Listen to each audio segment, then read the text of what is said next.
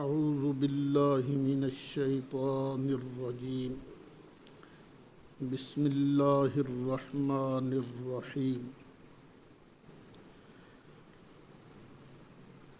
یا ایہا الذین آمنوا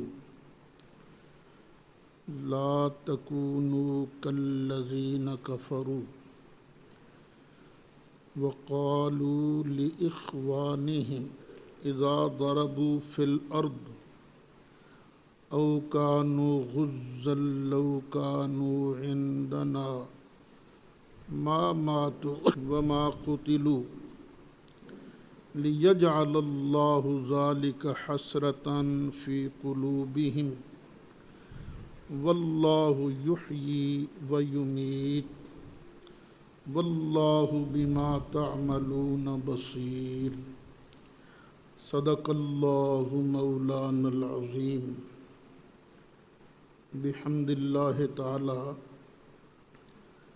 آج دورہ تفسیر القرآن کا 59واں سبق شروع ہو رہا ہے۔ چوتھا پارہ ہے سورہ آل عمران کی آیت نمبر 156 سے سبق شروع ہو رہا ہے۔ اللہ ارشاد فرماتا ہے یا ایہا الذین آمنوا، اے ایمان والو، لا تکونوا کالذین کفروا، کافروں کی طرح مت ہو جانا۔ یہاں سے اللہ تعالیٰ پھر جہاد کی ترغیب دے رہے ہیں اور منافقین کی روش بھی بیان ہو رہی ہے۔ جب صحابہ کرام باہر جاتے سفر کے لیے یا جہاد کے لیے جاتے اور وہاں کسی کو تکلیف پہنچتی، کوئی شہید ہو جاتا، تو یہ کافر باتیں کرتے تھے کہ او جی اگر یہ نہ جاتے ہمارے پاس ہی رہتے تو ان کو یہ تکلیف تو نہ پہنچتی نا۔ ادھر وہ کہتے، ادھر جو ایمان والے ہیں ان کے دلوں میں اور جذبہ جہاد پیدا ہوتا، جس کی وجہ سے ان منافقوں کافروں کے دل میں حسرت اور بڑھ جاتی، یار کیسے لوگ ہیں جو مانتے ہی نہیں کسی کی۔ تو اللہ فرماتا ہے اے ایمان والو، ان لوگوں کی طرح نہ ہو جانا جنہوں نے کفر کیا، وقالو، اور انہوں نے کہا، لِإِخْوَانِهِمْ، اپنے بھائیوں کے متعلق، برادری والے بھی تھے نا۔ کب کہا؟ اِذَا ضَرَبُوا فِي الْأَرْضِ، جب انہوں نے زمین میں سفر کیا، او کانوا غزا، یا وہ غازی بننے کے لیے نکلے۔ یہ غزن رکعن کی طرح جمع کا صیغہ ہے، اس کا واحد ہے غازن، غازی، غازن، اور اس کی جمع غزن۔ لو کانوا عندنا، اگر یہ ہوتے ہمارے پاس، ما ماتوا، تو یہ مرتے تو نہ، وما قتلوا، اور نہ ہی یہ قتل کیے جاتے۔ لِيَجْعَلَ اللَّهُ ذَلِكَ حَسْرَةً فِي قُلُوبِهِمْ،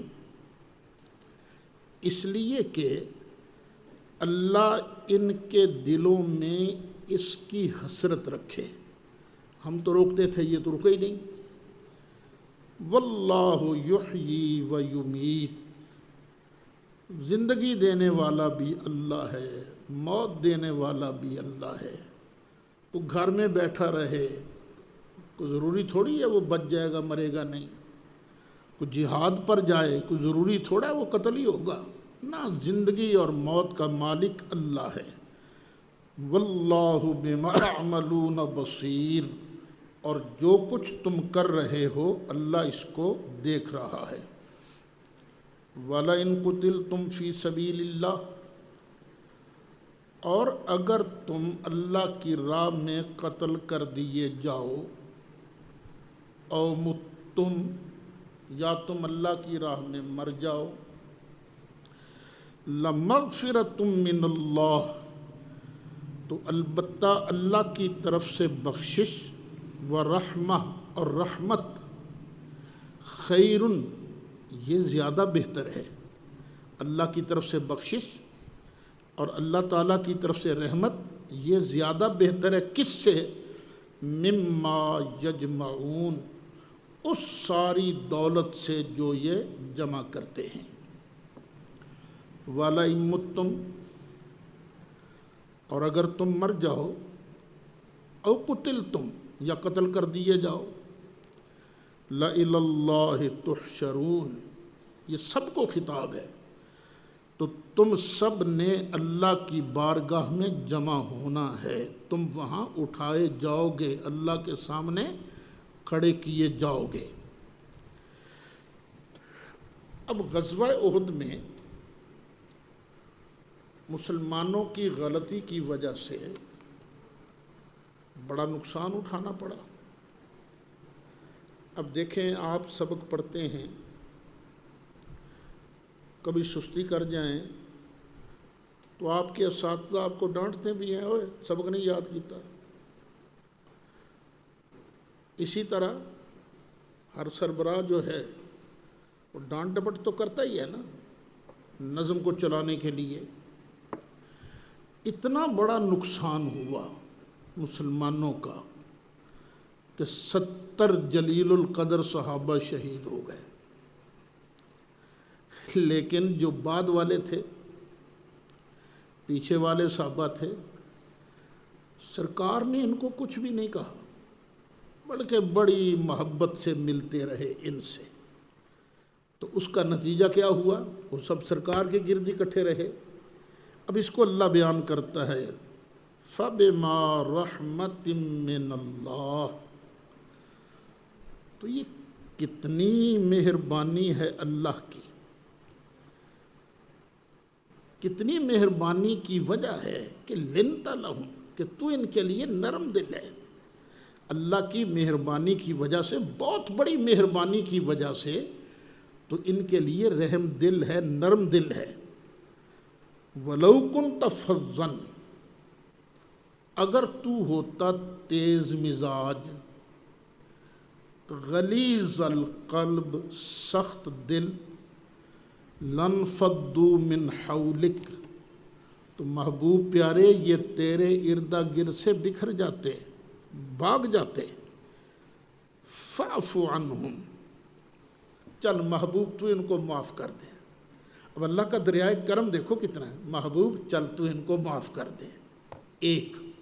اور دوسرا وَاسْتَغْفِرْ لَهُمْ، اور ہماری بارگاہ میں ان کی بخشش کی دعا کر۔ کیا اللہ کی مہربانی ہے، محبوب پیارے آپ ان کو معاف بھی کر دیجئے اور ہماری بارگاہ میں بھی دعا کیجئے ان کی بخشش کی، پھر ان کو نظر انداز نہ کیجئے۔ وَشَاوِرْهُمْ فِي الْأَمْرِ، جو معاملات وحی کے ساتھ متعلق ہیں ان میں تو مشورہ نہیں، باقی کے جو معاملات ہیں ان میں ان سے مشورہ کرتے رہو۔ تو یہ جو مشورہ ہے نا، مشورہ یہ بڑا لازمی ہے، لازمی ہے مشورہ۔ فقہاء نے لکھا ہے کہ وہ بادشاہ جو دینی معاملات میں علماء سے مشورہ نہ کرے وہ واجب العزل ہے، اس کو ہٹانا واجب ہے۔ فوج کے معاملات ہوں تو اس میں جرنیلوں سے مشورہ ضروری ہے، جرنیلوں سے۔ صحت کے معاملات ہوں تو صحت کے متعلقہ جو افراد ہیں، ڈاکٹر، حکیم، ان سے مشورہ ضروری ہے۔ یعنی ہر شعبہ میں قابل افراد جو ہیں ان سے مشورہ کرو۔ محبوب اللہ آرڈر سرکار کو دے رہا ہے، لیکن اصل میں یہ حکم کس کے لیے ہے؟ پوری امت کے لیے۔ اچھا، مشورے کا ماننا سربراہ پر ضروری کوئی نہیں کہ ضروری مشورہ مانے گا، مشورہ کرے۔ فَإِذَا عَزَمْتَ، پھر جب تو پیارے پکا ارادہ کر لے، فتوکل علی اللہ، تو تو اللہ پر توکل کر، اللہ پر بھروسہ کر۔ ان اللہ یحب المتوکلین، بے شک اللہ تعالیٰ توکل کرنے والوں کو پسند فرماتا ہے۔ اب اس آیت پر نہ پھر غور کرنا، اللہ فرماتا ہے شاورہم فی الامر، محبوب ان سے امر میں، معاملات میں مشورہ کر۔ اور ایک جگہ فرمایا وَأَمْرُهُمْ شُورَى بَيْنَهُمْ، ان کے معاملات آپس میں مشورہ سے چلتے ہیں۔ اب نبی مکرم شفیع معظم صلی اللہ علیہ وسلم کے وصال کے بعد اب تقرر ہونا تھا سرکار کے نائب کا، خلیفہ کا۔ اب تقرر کے دو ہی طریقے ہو سکتے تھے نا، کہ یا تو نبی کریم علیہ السلام ارشاد فرما دیتے، اے لوگو، اللہ نے فلاں کو میرا نائب بنا دیا ہے۔ جس طرح شیعہ کہتے ہیں کہ سرکار اعلان کرتے کہ اللہ نے علی کو میرا نائب بنا دیا ہے، یا تو یہ ہوتا، یا دوسرا طریقہ کیا ہے، اب کس کس کے لیے اللہ کی طرف سے اعلان آتا، کیونکہ نبوت کا سلسلہ تو سرکار پر بند ہو گیا، وہی تو آنی نہیں تھی۔ اب دوسرا طریقہ کیا ہے کہ آپس میں مشورہ سے خلیفے کا تقرر کرو۔ تو آپس میں مشورہ کے ساتھ حضرت ابو بکر صدیق کا بطور خلیفہ تقرر ہوا۔ یہ مسئلہ ذہن میں رکھنا، شیعہ آپ کو بڑا پھنسانے کی کوشش کرے گا، قرآن میں سے ثابت کرو جی اللہ رسول نے ابو بکر کو صدیق کو خلیفہ بنایا ہے۔ ہم دعویٰ ہی نہیں کرتے، ہمارا دعویٰ کیا ہے کہ جانشین خلیفہ بنتا ہے مشورہ سے۔ ہاں، شیعہ حضرات کا جو دعویٰ ہے کہ نبی کریم علیہ السلام نے اللہ کی طرف سے اعلان کیا کہ نبی کے بعد خلیفہ ہوگا علی، ہم مطالبہ کرنے کا حق رکھتے ہیں، یا تو قرآن مجید سے دکھایا جائے کہ اللہ تعالیٰ نے ارشاد فرمایا ہو ان علیٰ خلیفۃ رسولی بعدہ بلا فصل، یا قرآن سے دکھایا جائے، یا نبی کریم علیہ السلام کی زبان سے دکھایا جائے، اور ہو قطعی الثبوت، خبر واحد نہ ہو، قطعی الثبوت ہو کہ نبی کریم علیہ السلام ارشاد فرما رہے ہوں کہ اللہ تعالیٰ نے علی کو میرا جانشین بنا دیا ہے۔ وہ اگر یہ ثابت کر دیں تو ٹھیک ہے، ان کا مسئلہ حل، ہم بھی ان کے پیچھے چلیں گے۔ لیکن اگر وہ یہ نہیں دکھا سکتے، نہ قرآن سے نہ قطعی الثبوت حدیث سے، تو پھر بھئی وَأَمْرُهُمْ شُورَى بَيْنَهُمْ، جس پر شورا متفق ہوگی خلیفہ وہی ہوگا۔ اور پھر دیکھیے حضرت علی مرتضیٰ کرم اللہ تعالی وجہ الکریم کی بیعت نہیں کی تھی نا حضرت امیر معاویہ رضی اللہ عنہ نے، تو حضرت علی نے ان کو خط لکھا تھا کہ میری بیعت انہی لوگوں نے کی ہے جنہوں نے ابو بکر اور عمر کی بیعت کی تھی، میری بیعت انہوں نے کی ہے۔ کیا مطلب تھا؟ اگر ان کی خلافت درست ہے تو میری خلافت بھی درست ہے، کیونکہ بیعت کرنے والے تو وہی ہیں نا۔ اور یہ شورا کا حق ہے کس کو؟ انما الشورى للمہاجرین والانصار، یہ شورا کا حق کسے ہے؟ مہاجرین کو اور انصار کو۔ فَإِنِ اجْتَمَعُوا عَلَى رَجُلٍ، اگر یہ مہاجرین و انصار کسی بندے پر متفق ہو جائیں، وَسَمَّوْهُ إِمَامًا، اور اس کو اپنا امام بنا لیویں، کان ذالک للہ ردن، تو اللہ بھی اس پر راضی ہوتا ہے.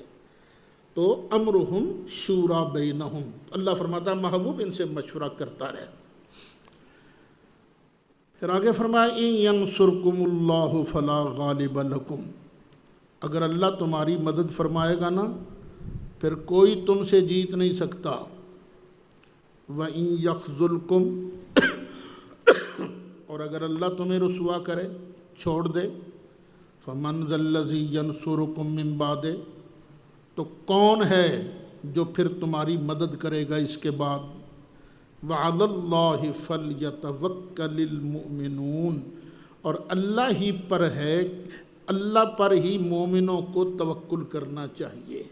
مومنوں کو کیا چاہیے؟ اپنے اللہ پر بھروسہ رکھیں، محنت کریں، محنت میں سستی نہ کریں، محنت پوری کریں، تدبیر کریں، لیکن رزلٹ اللہ تعالیٰ کے سپرد کریں. آگے ایک اور بہت اہم مسئلہ شروع ہو رہا ہے. بدر میں جو مال غنیمت جمع ہوا تھا وہ جب تقسیم ہونے لگا، سارا مال مدینہ شریف آ گیا تھا نا، تو جب تقسیم ہونے لگا ایک چادر غائب تھی. وہ چادر کدھر گئی بھائی؟ کچھ منافقوں نے کہا ہاں کہ نبی کریم علیہ السلام نے اپنے لیے رکھ لی ہوگی. ایک بات یہ ذہن میں رکھنا. دوسری بات یہ کہ درے پر موجود احد میں جو صحابہ کرام تھے ان کے دل میں آیا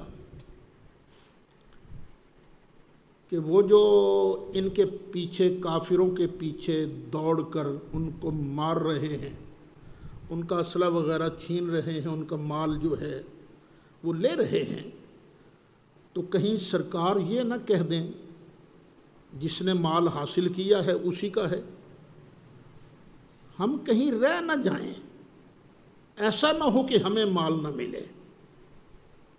یہ دوسری بات ذہن میں رکھنی ہے. یہ شان نزول ہیں اس آیت کے جو آگے آ رہی ہے.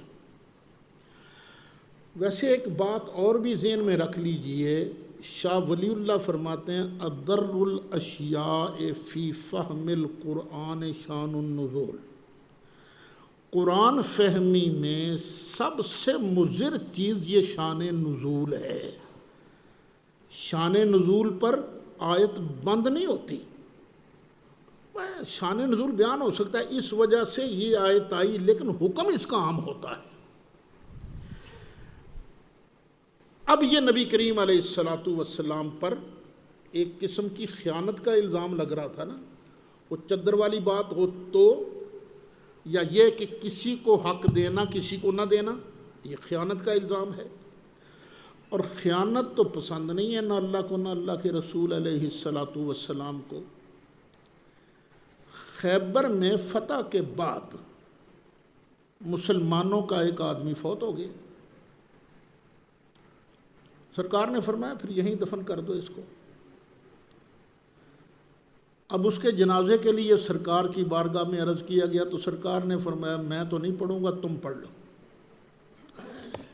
رحمت للعالمین جنازہ پڑھانے سے انکار کر رہے ہیں.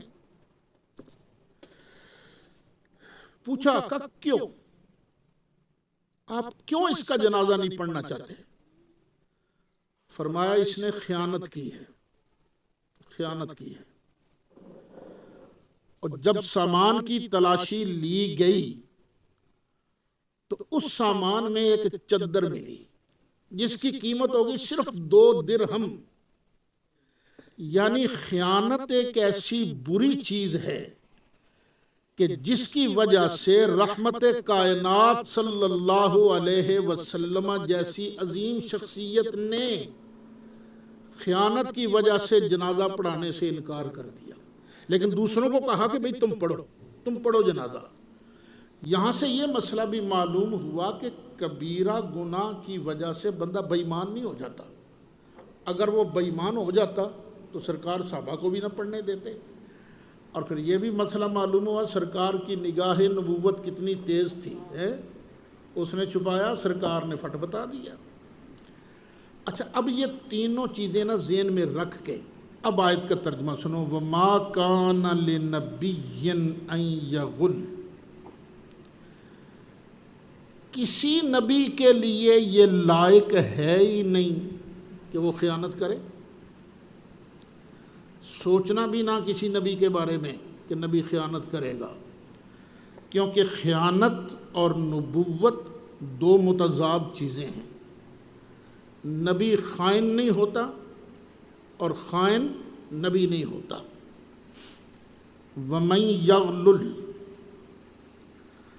جو خیانت کرے گا،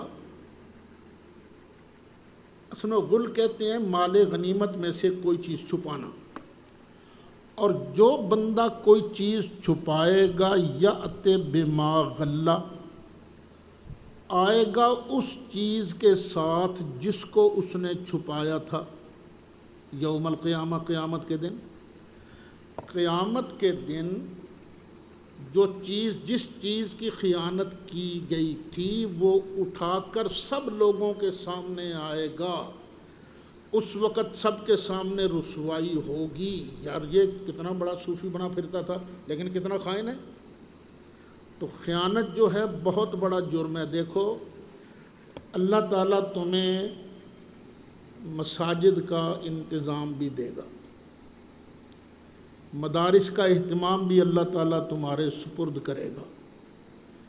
یہ جو چندے کا مال آتا ہے نا، کبھی ایک پیسے کی ہیرا پھیری نہ کرنا، یہ خیانت ہے، خیانت نہ۔ جو رزق تمہارے لیے اللہ نے لکھ دیا ہے وہ تمہیں مل کر رہے گا، جو تمہارے لیے نہیں وہ تمہیں نہیں مل سکتا۔ اس لیے اب تیری مرضی، حلال کر کے کھا یا حرام کر کے کھا۔ تو قیامت کے دن کتنی بڑی رسوائی ہوگی خائنین کے لیے جو خیانت کرتے ہیں۔ ثم توفی کل نفس ما کسبت، پھر پورا پورا بدلہ دیا جائے گا ہر جان کو جو اس نے کمایا۔ جس نے نیکی کمائی اس کو بھی پورا اجر دیا جائے گا، جس نے گناہ کمایا اس کو بھی پورا بدلہ دیا جائے گا۔ وَهُمْ لَا يُظْلَمُونَ، اور ان پر ظلم نہیں کیا جائے گا۔ اچھا، یہاں یہ بات یاد رکھنا، نیکی میں اللہ کمی نہیں کرے گا، اپنے فضل سے اور بھی دے گا۔ اور بعض اوقات یوں بھی ہوگا، گناہگار ہوگا نا، گناہگار، تو اللہ اپنے فضل سے اس کا گناہ معاف کر دے گا، گناہ معاف کر دے گا۔ اس لیے اللہ کو ہر وقت یاد رکھو، غلطی ہو جائے فٹ توبہ کرو۔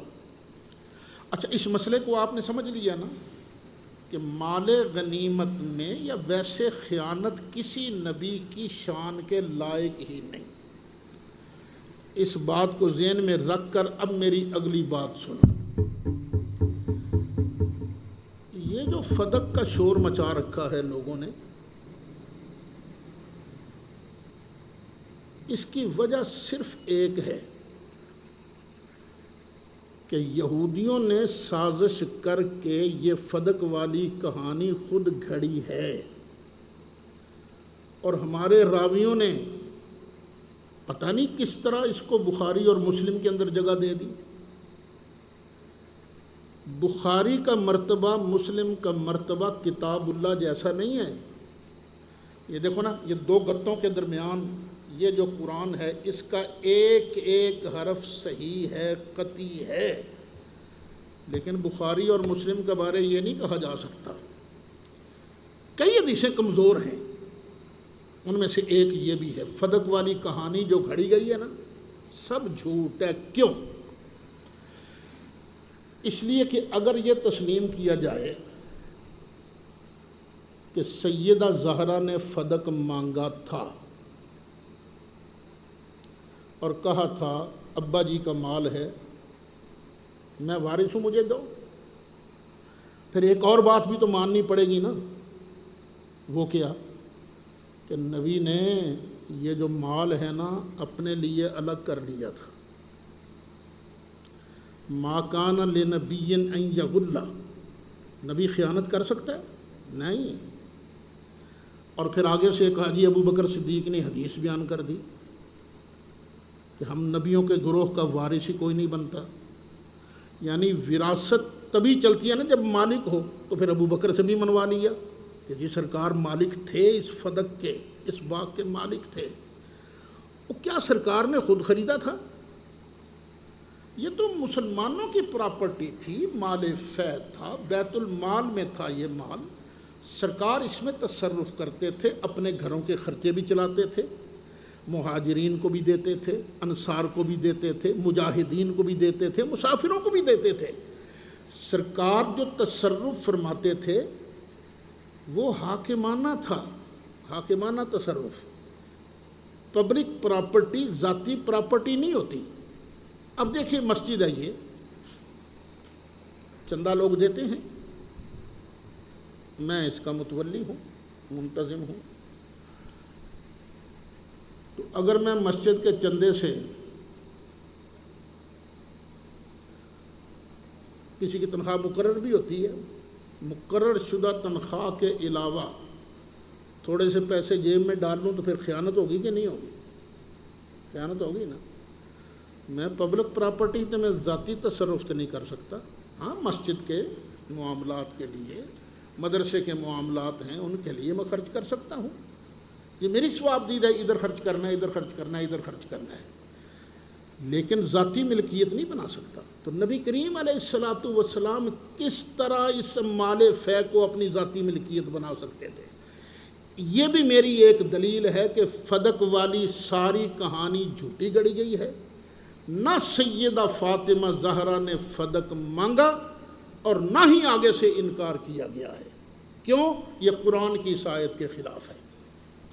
باقی دلائل پھر کبھی وقت ہوا تو۔ افمن اتبع رضوان اللہ، تو کیا وہ بندہ جس نے اتباع کی اللہ کی مرضی کی، کا من اس بندے کی طرح ہو سکتا ہے؟ باء بسخط من اللہ، جو واپس پلٹا اللہ کی ناراضگی لے کر، جو اللہ کی ناراضگی کا حقدار بنا، کیا وہ بندہ جو اللہ کی رضا کے پیچھے چلتا ہے وہ برابر ہو سکتے ہیں؟ وَمَأْوَاهُ جہنم، اور اس کا ٹھکانہ جہنم ہے، کس کا؟ جو اللہ کی ناراضگی لے کر واپس آیا۔ وَبِئْسَ الْمَصِيرُ، اور کیا ہی بری جگہ ہے۔ ہم درجات عند اللہ، وہ درجات، یہ خبر بنتی ہے لیکن درجات کا حمل کیا ہم پر درست ہے؟ نہیں، اس لیے یہاں ایک محذوف ماننا پڑے گا، وہم ذو درجات، یہ درجوں والے ہیں عند اللہ، اللہ کی بارگاہ میں۔ واللہ بصیر بما یعملون، اور اللہ تعالیٰ ان کے کاموں کو دیکھ رہا ہے۔ لقد من اللہ علی المؤمنین، بے شک اللہ نے مومنوں پر بہت بڑا احسان فرمایا ہے۔ اذ بعث فیہم رسولا، کب احسان کیا؟ جب بنایا انہی میں سے ایک کو رسول، انہی میں ایک رسول بھیجا، بنایا بھیجا، اور وہ اوپرا نہیں ہے، من انفسہم، انہی میں سے۔ وہ کرتا کیا ہے؟ یتلو علیہم آیاتہ، ان پر اللہ کی آیتوں کی تلاوت کرتا ہے، وَيُزَكِّيهِمْ، اور ان کو پاک بھی کرتا ہے، پاک بھی کرتا ہے، وَيُعَلِّمُهُمُ الْكِتَابَ وَالْحِكْمَةَ، اور انہیں تعلیم دیتا ہے کتاب کی بھی اور حکمت کی بھی تعلیم دیتا ہے۔ وَإِنْ كَانُوا مِنْ قَبْلُ، اگرچہ اس سے پہلے یہ تھے، لفی ضلال مبین، کھلی گمراہی میں۔ قرآن کے لفظوں پر پھر غور کرو، سرکار کے آنے سے پہلے یہ کھلی گمراہی میں تھے، اور سرکار کے بعد بھی اگر کھلی گمراہی میں ہوں تو فرق کیا پڑا؟ کیا فرق پڑا؟ یا کہتے ہیں نا ابو بکر بھی گمراہ، عمر بھی گمراہ، عثمان بھی گمراہ. ایسے خبیث ہیں یہ الو کے پٹھے. ابھی میں فیس بک میں ایک کلپ سن رہا تھا کہ امام زمانہ امام مہدی، ان کے ہاتھ پر لوگ بیعت کریں گے کعبہ شریف میں. جب بیعت ہو جائے گی نا تو امام زمانہ حکم دیں گے خادم حرمین بلایا جائے. خادم حرمین، تو جو خادم حرمین ہوگا اس وقت کا، اس کو بلایا جائے گا. امام زمانہ اس کو قتل کریں گے. پھر جب 10,000 بندے امام زمانہ کے ہاتھ پر بیعت کر لیں گے تو امام زمانہ یہ پھر مدینہ شریف آئے گا اور نبی کریم علیہ السلام کے روضہ انور کے پاس کھڑے ہو کر کہے گا یہ دائیں بائیں کون ہے بھائی؟ یہ قبریں کس کی ہیں؟ اکھیڑو ان قبروں کو. ان قبروں کو اکھیڑا جائے گا. وہاں ابو بکر کی اور عمر کی لاشوں کو نکالا جائے گا اور ایک درخت ہوگا سوکھا، ان لاشوں کو اس درخت کے ساتھ لٹکایا جائے گا. جو ہی لٹکایا جائے گا درخت ہرا بھرا ہو جائے گا. پھر پاس ہی ایک قبرستان ہے یہودیوں کا. یہ خبیث بکواس کر رہا تھا جنت البقیع شریف کے بارے میں. وہاں ایک یہودی دفن ہوگا. امام زمانہ کہے گا اس کی قبر بھی اکھاڑو. اس کی قبر یعنی حضرت عثمان کی، حضرت عثمان کی قبر کو اکھاڑا جائے گا. ان کی لاش بھی نکالی جائے گی اور لاش جو ہے ایک اور سوکھا درخت ہوگا اس کے ساتھ لٹکائی جائے گی تو درخت ہرا بھرا ہو جائے گا. بس اتنا ہی تھا کلپ جو ہے. آگے پیچھے پتہ نہیں کیا ہے کیا نہیں. ارے حرام خورو، یہ کس کتاب کے اندر لکھا ہے؟ اپنی طرف سے گھڑ گھڑ کر لوگوں کو سناتے ہو اور سننے والے بھی آگے واہ واہ واہ واہ داد دیتے ہیں. جتنا زیادہ جھوٹ بولتا ہے ذاکر اتنی زیادہ داد ملتی ہے. پھر اتنا نہیں سوچا میں کیا رہا ہوں. لاشیں حضرت ابو بکر اور حضرت عمر کی تب نکلیں گی نا اگر لاشیں وہاں موجود ہوں گی. جسم اگر محفوظ ہوگا تبھی نکلیں گی نا. یہ نہیں سوچا تم کیا رہے ہو، یہ تو ان کی عظمت بیان کر رہے ہو. اور پھر وہ اتنی بابرکت جسم ہوں گے سوکھے درخت کے ساتھ لگتے ہی اس کو بھی ہرا بھرا کر دیں گے. اوہ اللہ تعالیٰ ہدایت دے تمہیں. تم کیا جھوٹ پھیلا رہے ہو؟ قرآن پر عمل کرو. قرآن کیا کہتا ہے؟ یہ مصطفیٰ پیارا یہ ان لوگوں میں سے آیا جو اس سے پہلے گمراہ تھے. پھر اس نے آن کے کیا کیا؟ ان کو پاک کر دیا. ابو بکر کو سرکار نے پاک کر دیا، عمر کو سرکار نے پاک کر دیا، عثمان کو سرکار نے پاک کر دیا اور علی مرتضیٰ کو سرکار نے پاک کر دیا. اتنا پاک کیا کہ جس بندے نے بھی ایمان کی نگاہ سے سرکار کو ایک مرتبہ دیکھ لیا پھر اسی ایمان پر خاتمہ ہوا. کلم وعد اللہ الحسنی، اللہ نے ہر ایک سے جنت کا وعدہ فرما لیا ہے. اولما اصابتکم مصیبت قد اصبتم مثلیہا، کیا جب پہنچی تم کو مصیبت،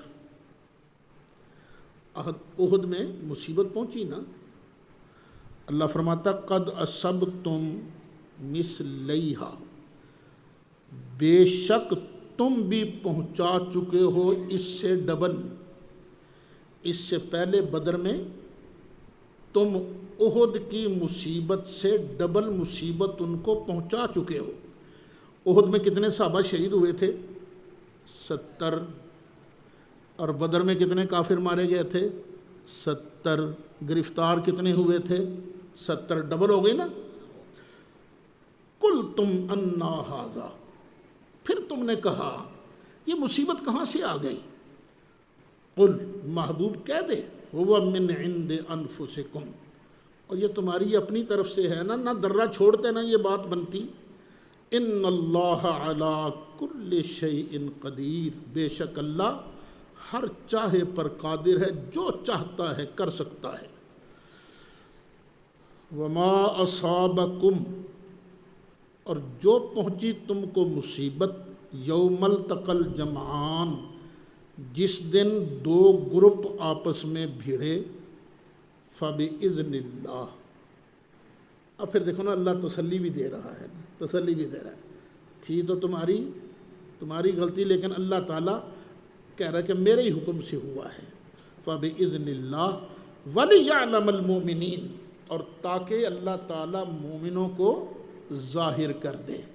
وہ عالم یعلموں کے بارے میں نے بتایا تھا نا آپ کو، ایک ہوتا ہے علم اور ایک ہوتا ہے علم ظہور، بتایا تھا نا سبق کے بارے میں مثال دے کر، تاکہ اللہ ظاہر کر دے مومنوں کو بھی، وَلِيَعْلَمَ الَّذِينَ نَافَقُوا، اور ان کو بھی ظاہر کر دے جو منافق بنے۔ وَقِيلَ لَهُمْ تَعَالَوْا قَاتِلُوا فِي سَبِيلِ اللَّهِ أَوِ ادْفَعُوا، اور کہا گیا ان منافقوں سے آؤ اللہ کی راہ میں لڑو، اور لڑنا نہیں ہے، أَوِ ادْفَعُوا، تو چلو دشمن کو دفع تو کرو نا، چلو کچھ ساتھ تو دو۔ قالو، انہوں نے پتہ کیا جواب دیا عبداللہ بن ابی اینڈ کمپنی نے، لو نعلم قتالا، اگر ہم جانتے نا یہ لڑائی ہے، لاتبعناکم، ہم ضرور تمہارا ساتھ دیتے، تمہاری اتباع کرتے۔ یہ تو لڑائی ہے ہی نہیں، یہ تو خودکشی ہے، ہم کیسے لڑیں؟ بھئی تم 1000 ہو، ادھر 3000 ہیں، تمہارے پاس اسلحہ تھوڑا، ان کے پاس اسلحہ زیادہ، اس لیے نہیں، ہم نہیں لڑتے۔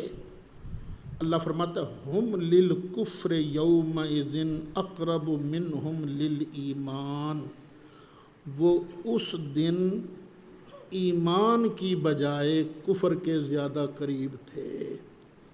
وَهُمْ لِلْكُفْرِ، وہ کفر کے لیے، یومئذ اس دن، اقرب منہم ان سے زیادہ قریب تھے، للایمان ایمان کے۔ یقولون بافواہہم ما لیس فی قلوبہم، یہ کہتے ہیں اپنے منہوں سے وہ بات جو ان کے دل میں نہیں ہے۔ وہ منہ سے کہتے ہیں جی اسی تو تواڈے نال ہی ہے نا جی، اسی نہیں، لیکن دل میں نہیں ہے ان کے۔ واللہ اعلم بما یکتمون، اور اللہ تعالیٰ خوب جانتا ہے جو وہ چھپا رہے ہیں۔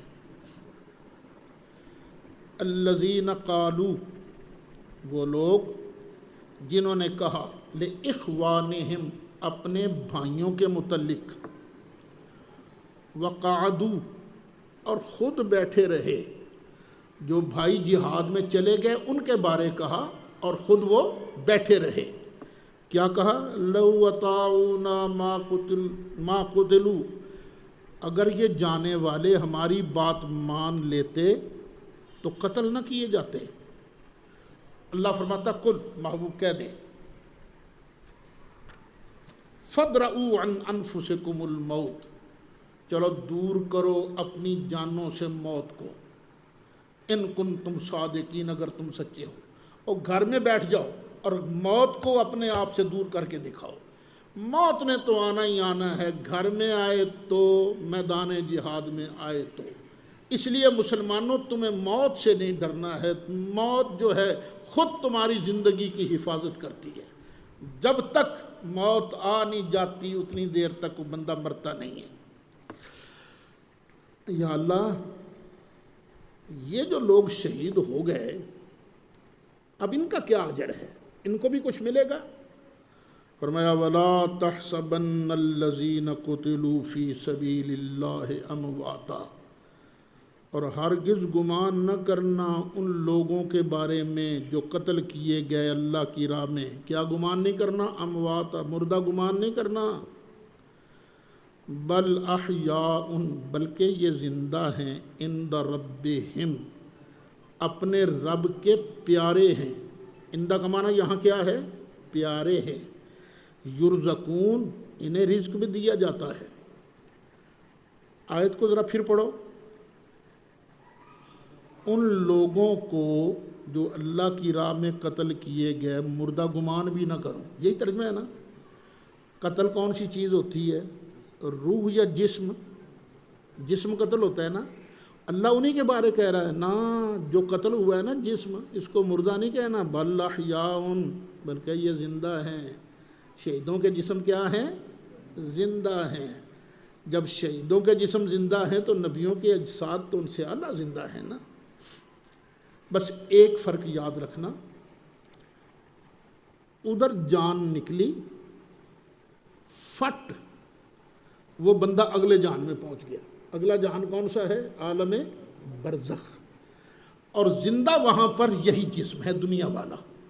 دنیا والا جسم زندہ، لیکن یہ زندگی ہے کیسی، یہ ہمیں اس کی کیفیت کا علم نہیں ہے.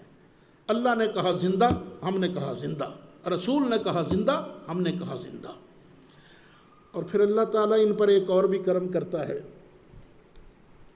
کہ ان کی روحوں کے لیے نا اللہ جہاز بناتا ہے، ہیلی کاپٹر.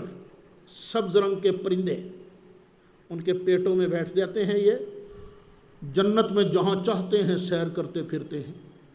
عرش کی قندیلوں کے ساتھ جا کے لٹک جاتے ہیں. اللہ ان کو کھانے پینے کو دیتا ہے، جو چیز چاہے وہ کھاتے ہیں پیتے ہیں. فرحین بما آتاہم اللہ من فضلہ، یہ بڑے خوش ہیں اس چیز پر جو اللہ نے انہیں اپنے فضل سے عطا کی ہے. وہ جنتی موجیں جو اللہ نے عطا کی ہیں نا، بڑے خوش ہیں اس پر. یستبشرون، خوشیاں مناتے ہیں، جشن مناتے ہیں. بالذین لم یلحقوا بہم، ان لوگوں کی جو ابھی ان کے ساتھ نہیں ملے، جو ابھی قبر میں نہیں گئے. من خلفہم، ان کے پیچھے، یعنی اپنے پچھلوں کے بارے میں جو دنیا میں موجود ہیں ان کے بارے بھی بڑیاں خوشیاں مناتے ہیں کہ واہ یہ بھی اللہ کی راہ میں جہاد کریں گے، پھر یہاں قبروں میں آئیں گے تو ان کو بھی یہ انعامات ملیں گے. اللہ خوف علیہم ولا هم یحزنون، کہ ان پر نہ کوئی ڈر ہے نہ یہ غمگین ہیں. یستبشرون بنعمت من اللہ وفضل، یہ جشن مناتے ہیں اللہ کی طرف سے نعمت اور اللہ کی طرف سے فضل ملنے پر. اللہ کی طرف سے نعمت ملے تو جشن منانا، یہ کس کا طریقہ ہے؟ شہداء کا. شہادت بھی انعام ہے، لیکن یہ انعام کس کے صدقے میں ہے؟ سرکار کے صدقے میں. تو سب سے بڑی نعمت مومن کے لیے کون سی چیز ہے؟ سرکار کا وجود باوجود. نبی کریم علیہ السلام جس دن دنیا میں تشریف لائے اس دن ایمان والے یستبشرون، خوشیاں مناتے ہیں بنعمت من اللہ، اللہ کی طرف سے نعمت کی، وفضل، اور اللہ کی طرف سے فضل کے ملنے کی. وَأَنَّ اللَّهَ لَا يُضِيعُ أَجْرَ الْمُؤْمِنِينَ، اور بے شک اللہ تعالیٰ مومنوں کے اجر کو ضائع نہیں کرتا. الَّذِينَ اسْتَجَابُوا لِلَّهِ وَالرَّسُولِ، وہ لوگ. اچھا، یہ احد کی لڑائی کے بعد یہ ابو سفیان لشکر کو لے کر نکل گیا.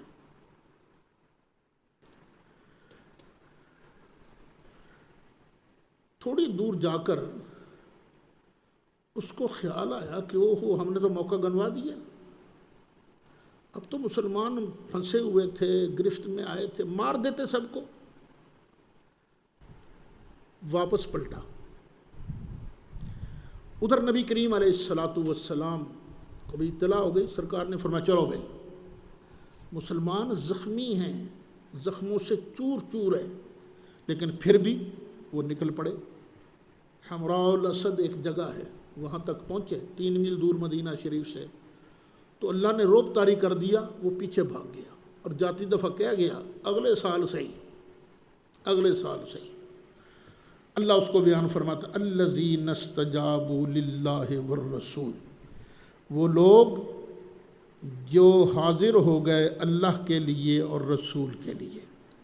رسول اللہ نے بلایا، حاضر ہو گئے. من بعد ما اصابہم القرح، زخم پہنچنے کے بعد. زخمی بھی تھے، بہانہ بھی بنا سکتے تھے، لیکن نہیں کہا یا رسول اللہ ہم حاضر ہیں۔ للذین احسنوا منہم، ان لوگوں کے لیے جنہوں نے اچھا کام کیا تھا۔ اچھا یہاں یاد رکھنا منہم میں من تبعید کا نہیں، من بیان کا ہے۔ جنہوں نے اچھا کام کیا واتقوا اور پرہیزگاری اختیار کی، ان کے لیے اجر عظیم، اجر عظیم ہے۔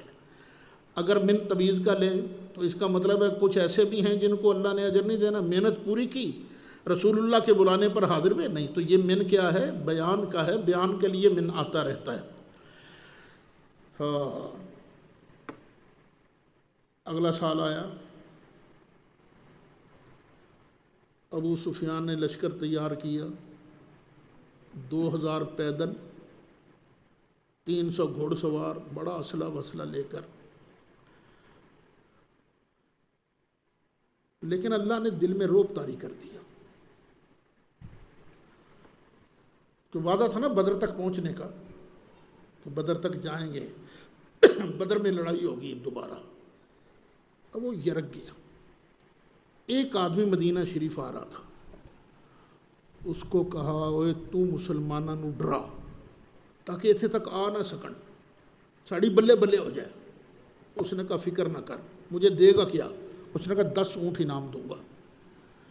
تو اس نے کہا مسلمانوں، ادھر سے مسلمان تیار ہو کے جا رہے ہیں بدر کی طرف، اور رستے میں کہنے گا اوے بہت بڑا لشکر لے کر آ رہا ہے ابو سفیان، اور نہ جاؤ مر جاؤ گے۔ لیکن مسلمانوں نے کیا کہا؟ اللہ اس کا جواب دیتا ہے، الذین قال لهم الناس، وہ نیک لوگ جن کے لیے کہا لوگوں نے، ان الناس قد جمعوا لکم، کہ بے شک لوگ تمہارے لیے اکٹھے ہو گئے ہیں تمہیں مارنے کے لیے، فخشوہم، اور ڈرو ان سے، مت نکلنا ان کے مقابلہ میں، فزادہم ایمانا، اس نے ڈرانے کی کوشش کی تو اللہ تعالیٰ نے ان کے ایمان میں اضافہ کر دیا، ان کا ایمان بڑھا دیا۔ وقالوا حسبنا اللہ ونعم الوکیل، ان ایمان والوں نے کیا کہا؟ حسبنا اللہ ونعم الوکیل، اللہ ہمیں کافی ہے اور کیا ہی اچھا کام بنانے والا ہے۔ اچھا ایک بحث جب تم بخاری وغیرہ پڑھو گے نا، اس میں آئے گی ایمان بڑھتا ہے گھٹتا ہے یا کیا ہوتا ہے؟ امام بخاری وغیرہ کا مذہب یہ ہے ایمان بڑھتا بھی ہے گھٹتا بھی ہے۔ وہ اس طرح کی آیتیں پڑھتے ہیں فزادہم، دیکھو بڑھ گیا ان کا ایمان۔ تو ایمان اس طرح نہیں ہوتا پہلے گیٹھے پھر 2 گٹھا ہو جائے، ایسے نہیں ہوتا۔ یہ نہیں ہوتا کہ 1 میٹر ہے پھر بعد میں رہ کے آدھا میٹر رہ جائے، نہیں۔ ہاں ایمان میں قوت اور ضعف ہوتا ہے، ایمان قوی اور کمزور۔ کمزور ایمان ویسے بسیط چیز ہے، اس کے اجزاء نہیں، بڑھتا گھٹتا نہیں ہے۔ اور یہ جو صحابہ نے جواب دیا حسبنا اللہ ونعم الوکیل، یہ بہت اعلیٰ وظیفہ ہے۔ کام اٹک جائے تو حسبنا اللہ ونعم الوکیل کا وظیفہ کرتے رہنا چاہیے۔ ہمیں بھی حضرت صاحب نے یہی بتایا ہوا ہے، یہ وظائف 2 خزانے کتاب بھی لکھی انہوں نے، 2 خزانے، ایک یہ کہ پہلے 100 مرتبہ درود شریف پڑھو، پھر 500 مرتبہ حسبنا اللہ ونعم الوکیل، پھر 500 مرتبہ درود شریف۔ پھر ایک وظیفہ اور ہے، 100 مرتبہ درود شریف پہلے، 500 مرتبہ لا حول ولا قوت الا باللہ یہ، اور 100 مرتبہ درود شریف۔ ایک ہے ختم غوثیہ، ایک ہے ختم مجددیہ۔ ختم غوثیہ پڑھ کے اس کا ثواب سرکار غوث اعظم کی بارگاہ میں پیش کرنا ہے، اور دوسرا پڑھ کے سرکار مجدد الف ثانی کی روح کو اس کا ثواب پیش کرنا ہے۔ اچھا مسلمان تو بڑے مزے سے بدر تک پہنچ گئے، وہاں انہوں نے تجارت کی تو اللہ نے فائدہ بھی بڑھا دیا۔ وہ تو ڈر کے مارے آئے ہی نہیں نا ابو سفیان اینڈ کمپنی۔ اللہ فرماتا ہے فانقلبوا بنعمت من اللہ، پھر وہ واپس پلٹے اللہ کی نعمت لے کر، احسان لے کر اور اللہ کا فضل لے کر. لم یمسسہم سوء، انہیں ذرا بھی تکلیف نہیں پہنچی. واتبعوا رضوان اللہ، اور انہوں نے اتباع کی اللہ کی رضا کی، اللہ کی خوشی پر چلے کہ اللہ خوش ہوگا. واللہ ذو فضل عظیم، اور اللہ تعالیٰ بڑے فضل والا ہے. انما ذالکم الشیطان یخوف اولیاءہ، اور یہ تو شیطان ہی ہے، سن لو تم، یہ شیطان ہی ہے جو ڈراتا ہے اپنے دوستوں کو. وہ ڈراتا رہتا ہے ادھر نہ جانا، سٹ لگ جائے گی، گوڈا ٹوٹ جائے گا، یہ ہو جائے گا، وہ ہو جائے گا. فلا تخافوہم، نہیں ڈرنا ان سے، کافروں سے نہیں ڈرنا. تو یا اللہ پھر کس سے ڈرنا؟ وخافونی، اصل میں نی تھا نا، اور ڈرو مجھ سے، ان کنتم مومنین، اگر تم ایمان والے ہو. جب احد کی بظاہر شکست ہوئی، کچھ جو منافق تھے نا، انہوں نے سمجھ لیا کہ اب مسلمانوں کا عروج نہیں ہے، کافر ان کو ختم کر دیں گے. انہوں نے مسلمانوں کو بھی گمراہ کرنا شروع کر دیا. سرکار کو بڑی تکلیف پہنچی. تو اللہ تعالیٰ نے آیتیں نازل فرمائی، وَلَا يَحْزُنْكَ الَّذِينَ يُسَارِعُونَ فِي الْكُفْرِ، اے محبوب تجھے غمگین نہ کر دیں وہ لوگ جو کفر میں دوڑتے ہیں. جو کفر میں دوڑتے ہیں نا، سازشیں کرتے ہیں، ان سے پریشان نہ ہونا. انہم لن یضروا اللہ شیئا، یہ ہرگز اللہ کا کچھ نہیں بگاڑ سکیں گے. بگاڑنا کافروں نے کس کا تھا؟ سرکار کا. دشمنی کس سے تھی؟ سرکار سے. بگاڑنا وہ سرکار کا چاہتے تھے. لیکن اللہ کیا کہتا ہے؟ انہم لن یضروا اللہ شیئا، بے شک وہ ہرگز اللہ کو ذرہ بھی نقصان نہیں دے سکیں گے. پتہ چلا محبوب کی اللہ کی بارگاہ میں بڑی وقت ہے. اللہ کی بارگاہ میں محبوب کا درجہ اتنا ہے کہ محبوب کی بات کو اللہ اپنی بات قرار دیتا ہے. یرید اللہ اللہ یجعل لہم حظا فی الآخرہ. محبوب ایک بات کی طرف اور بھی غور کرو. یہ جو شیطان صفت ہے نا، اللہ یہی چاہتا ہے کہ ان کو آنا بھی نہ ملے قیامت کے دن، کچھ بھی نہ ملے. یرید اللہ، اللہ چاہتا ہے، اللہ یجعل لہم، کہ نہ بناوے ان کے لیے حظا فی الآخرت، آخرت میں کوئی حصہ. وَلَهُمْ عَذَابٌ عَظِيمٌ، اور ان کے لیے بہت بڑا عذاب ہے. ان الذین اشتروا الکفر بالایمان، بے شک جن لوگوں نے خریدا کفر کو ایمان کے بدلے. ایمان پاس تھا، ایمان دے دیا، کفر خرید لیا. لن یضروا اللہ شیئا، وہ ہرگز اللہ کا کچھ نہیں بگاڑ سکیں گے. وَلَهُمْ عَذَابٌ عَلِيمٌ، اور ان کے لیے دردناک عذاب ہے. پہلے عذاب عظیم کہا، اب فرمایا عذاب علیم. وَلَا يَحْسَبَنَّ الَّذِينَ كَفَرُوا أَنَّمَا نُمْلِي لَهُمْ خَيْرٌ لِأَنفُسِهِمْ، اور جو کافر ہیں نا، یہ ہرگز یہ خیال نہ کریں.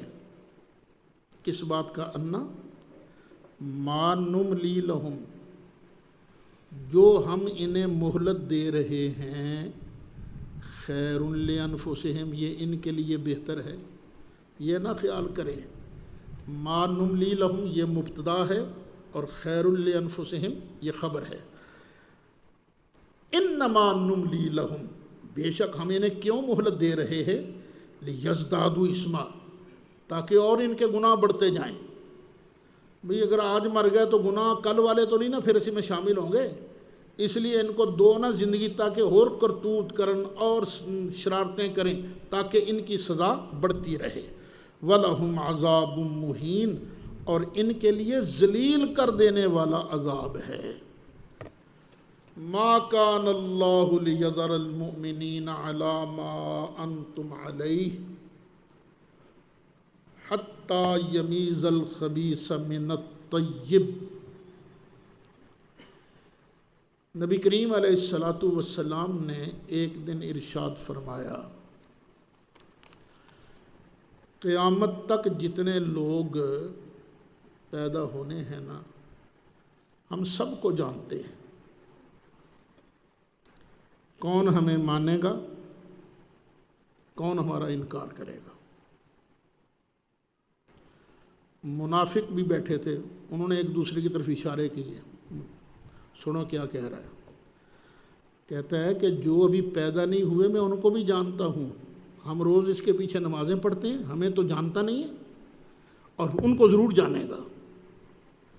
نبی کریم علیہ الصلاۃ والسلام جلال میں آئے، منبر پر جلوہ افروز ہوئے، فرمایا ما بال اقوام طعنوا فی علمی، اس ٹولے کا کیا حال ہوگا جنہوں نے میرے علم میں طعنہ زنی کی ہے۔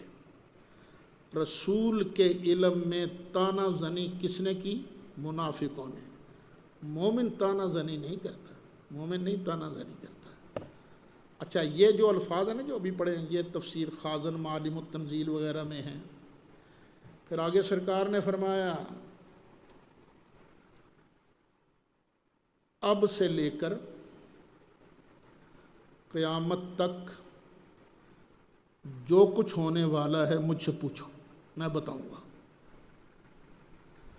لا تسألونی عن شیء فیما بینکم وبین الساعة الا نبأتکم بہ، اب سے لے کر قیامت تک جو کچھ ہونے والا ہے پوچھو مجھ سے، نہ بتاؤں تو اللہ کا نبی نہ کہنا۔ جلال میں تھے سرکار۔ ایک صحابی جن کا نام ہے عبداللہ، ماں کا نکاح ہوا تھا حذافہ کے ساتھ،